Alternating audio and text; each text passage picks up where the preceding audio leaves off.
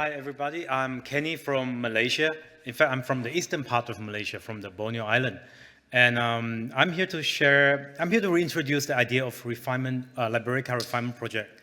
I was here last year, and we make some progress since last year. So I guess it's time for me to kind of like provide some updates with the project.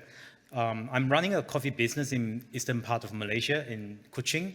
I have a coffee roaster, I have a coffee academy, we have quite a few cafes, and also now we are helping the local government to help the local farmers to refine the quality of the Liberica coffee. It's not an easy project because we are not dealing with Arabica, we're not dealing with Canephora, which everyone has a lot of experience in the industry, but we are dealing with something rare and exotic. So that's the project. I always like to start my presentation with this map. This map is not done by me, but in fact, it's done by Dr. Stefan Swartz almost 20 years ago.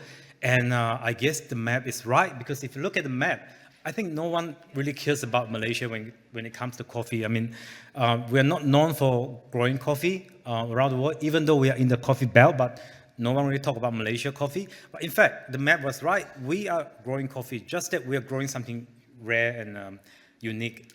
In the past, could be a formulation. It's a bit strange in the past. So we are growing Liberica. According to the data from Malaysia Agricultural Research Institute, 87% of the coffee grown in Malaysia are Liberica. So I'm proud to claim that we're the only country that grow mainly Liberica. It used to be a curse in the past because no one cares about Liberica. They have bad words about Liberica. Even for myself, I actually looked down at Liberica in the past. And but nowadays it seems to me blessed, because in the face of global warming, I guess Dr. Aaron was right this morning. Liberica and Excelsa could be the way out for climate change.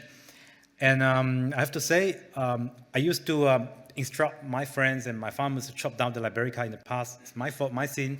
And but I was inspired in 2017 by Stefan. He's the one that inspired me to really take care of Liberica and show me the potential of Liberica. So I have to say, he's the one who changed the game. That's important. And this is the place where I came from. The blue mark indicates the place where we grow Liberica in Sarawak. Sarawak being the biggest state in Malaysia, we are quite far away from the civilization, maybe. But if you look at the size of Sarawak, I have to say our Department of Agriculture is here, so I have to be very careful when I talk. Yeah, the director is here, so I have to. They are checking on me. So, but if you look at the size of Sarawak, this is the biggest state in Malaysia. The size of Sarawak itself is bigger than the entire Western Malaysia. So what I'm trying to say is that we have a lot of lands, and we have farmers, we have indigenous growers. They are a very potential in the future. So my goal is clear. I want to make Sarawak the main Liberica growing region in the future. That's the goal. Did I miss something? Yeah, right. And but in Sarawak, it's very different because we are in the center part of the world, and we are in a very hot climate place. And the people that are growing coffee is living in the rainforest. And most of them living in the environment like this, in the longhouse and beside the rivers, and they're far from the town. I give you some idea. I'm from the capital of Sarawak, Kuching City. If I want to travel to one of my main producing area, Lombanga, by car, it would take me 20 hours. I can fly to Europe already. It's hardly a road. Dr. Aaron was with me in May. We have to travel by plane and by car. If you drive a car, it's a bumpy road, like 10 hours, and even by boat. And there's a lot of crocodiles in the river. In average, we have like more than 8 to 10 crocodiles in every kilometers of river, so it's a bit crazy. So this is the environment where we grow coffee. It's nothing like any coffee farm around the world. And this is the data provided by the Department of Agriculture. Sorry to say this is not accurate. I believe the actual number is 2-3 times more than that. But from here you can see the growers in Sarawak is actually growing over the years. And this is the study conducted by the Department of Agriculture. They have been very supportive in the past few years in our project. And these are the suitability study of the soil. And from here you can see the yellow part, marked with yellow, are the place that is suitable to grow Liberica. We have this data, and we are quite confident that in the future, with all this indigenous community living in the center part of Sarawak and in Borneo, we could make this happen. Can we? No, Diana. She's from the Department of Agriculture, and Wendy. They're in charge of the coffee crops in Sarawak. So if they say can, it's can. They say cannot, it still can. I don't care. Yeah. And that's where we come in as a, where's my glass? As a private sector. So our goal is clear. Our goal is we need to create a high value crops for the people in the indigenous, because in that area they have very bad accessibility. So if they're growing banana, they're growing pineapple, they're growing vegetable, it's almost impossible for them to transport the crops, the goods out to the market in time. So always rotten, always got problem. So to help this indigenous community in the inland, it's important to create high value crops so that they can trade like a currency, they can trade around the world like a good value thing. And the other problem is that most of these indigenous community, they are dying. Like, we are talking about the tribal people like the Bidayu, the Dayak, they are Ibans. They used to be headhunters, so be careful when you talk to them later. 3 of them, they are headhunters in the past, their ancestor. So we need a very good high-value commodity for sure. Secondly, we would like to produce specialty grade Liberica coffee, not the commercial grade.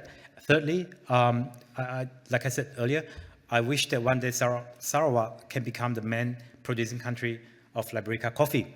And our project is supported by our local government, supported by SDG, Pharma, and ourselves, of course.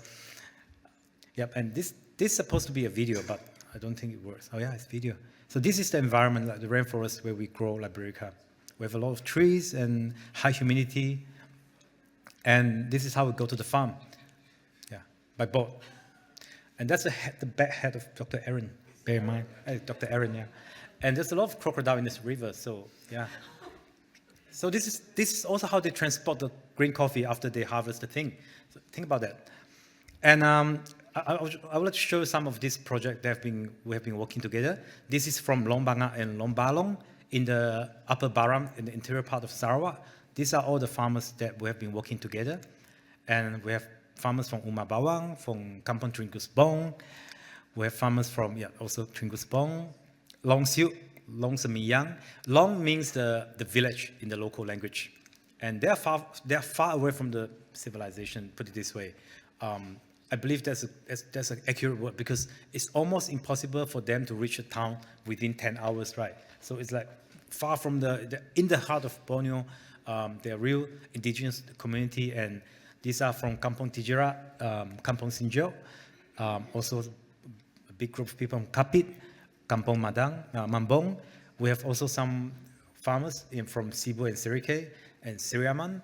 And these are all the farmers that we've been working together and trying to work together, and there are a lot more. So at this moment, I'm working with more or less 300 farmers all across Sarawak, and we are expecting to get more than 2,000 next year.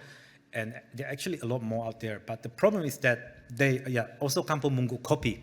And this is very interesting, because if you look at this kampung, in Malay, kampung means village. Munggu means mountain. Kopi means coffee. So the name of the kampung indicates that they have been growing coffee for many, many generations. In fact, we have been growing Liberica in Sarawak for more than 140 years. They even have their own names. Liberica in Sarawak, they call it Kopi Dayak. Kopi Dayak means the Dayak tribe's coffee. So we have our own Liberica culture in Sarawak. And the content of our refinement project is quite straightforward. We do community support. We go into the village, we train the villagers, and we provide them with the drying facilities, machineries. And here comes the challenging part, because we are not dealing with Arabica and Canephora, so there's no experience out there for us to learn from. So we kind of have to build everything from ourselves. We start with the new sorting system, working closely with the Department of Agriculture, and we try to do cupping with the specialty standard, but we have no reference, to be honest. So we are borrowing the experience from SCA, Coffee Consulate, CQI into the things, and I do believe that we need a proper grading system, sensorial grading system for Liberica sooner or later to stabilize the price in the market. I guess that's something we should do. I've spoke to CQI last month about the project, and I think they're quite interested in this part. We're hoping we have some L grading in the future, and maybe Coffee Council will come up with some standard as well to help the people in Sarawak.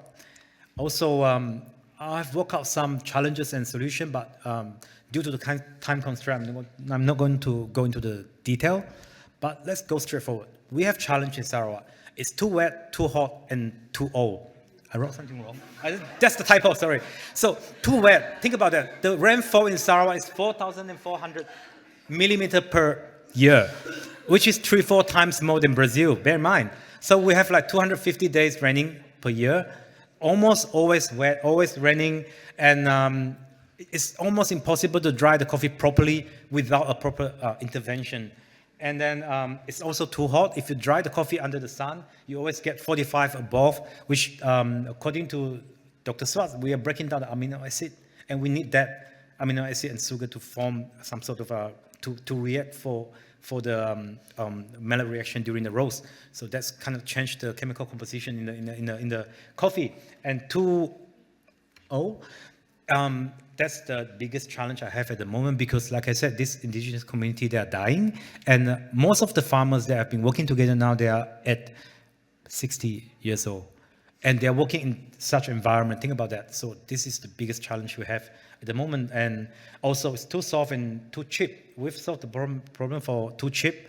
We're paying good for farmer. We are paying like 3 times more than fair trade, 4 times, and but the too soft will be a big problem for us, because the Liberica, when they're growing in a low altitude, low elevation, the density is low and the beans are too soft. So it's hard to hull the coffee without breaking it. So we are trying to find a way to way out. And these are the quality we receive before our intervention. They consider this a good coffee in the past. This is considered very good coffee. They're molded, there are a lot of defects, and that's why they can never sell the coffee at good price. And that's our solution. We working together with Department of Agriculture. I've built quite a few greenhouses in the different villages, and now we can try to build a small one. So this is the thing we're going to do more in the next few months. And we also introduce a proper moisture control while buying the green bean. At the same time, I think it's important to have a controlled fermentation with a right. Again, thanks to Dr. Stefan, because he has a very good idea. Because when we do the fermentation, we often use yeast and bacteria.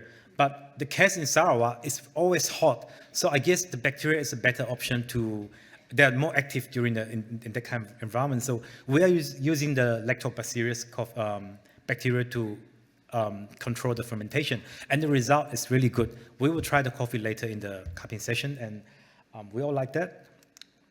Also, we come up with a grading system to grade the appearance based on the appearance of the coffee. And I have to say, it's nothing like Arabica and Café. If you look at Liberica, they look so different. They have different sets of defects in Liberica. Even the good coffee, the fine coffee seeds, they have green and yellow. They're both good in different ways. So we can't apply whatever we've learned from Arabica and Café in this system. We kind of have to do it alone. And whoever here is experienced would like to talk more about that, and please help us.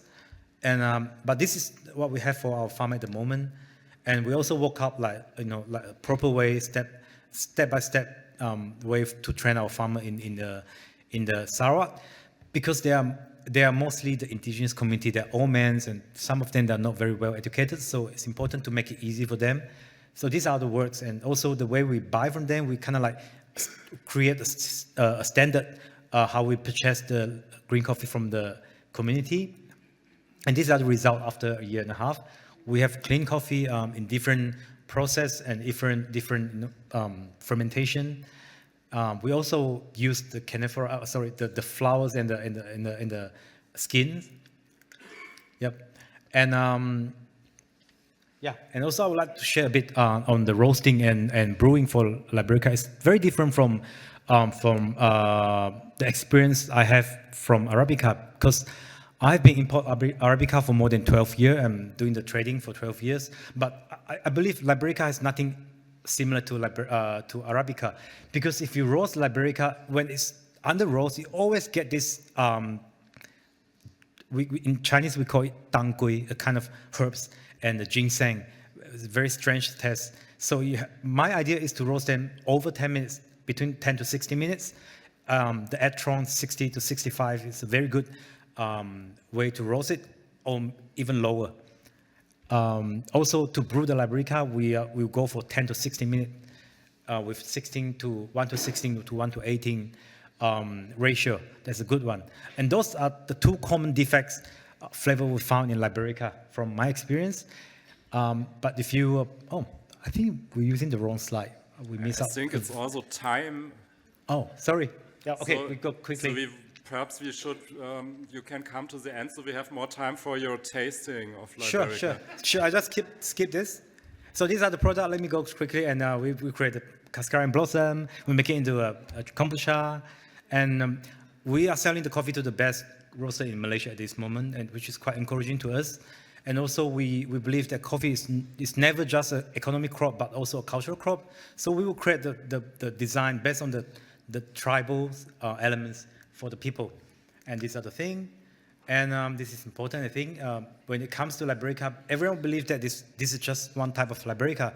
But this is what I found in Sarawak. I believe that you don't get this amount of variance in Arabica and Canephora. So I guess this is something that we should look into it.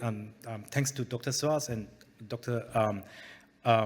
Montano, and also now we're working with Dr. Aaron. We are working to find out what they are. And they are in different sizes, and it's just amazing. I mean, think about the genetic diversity of Liberica, which was for us to study more. All right, I'm going to skip all this. Thank you so much. Yes, thank you.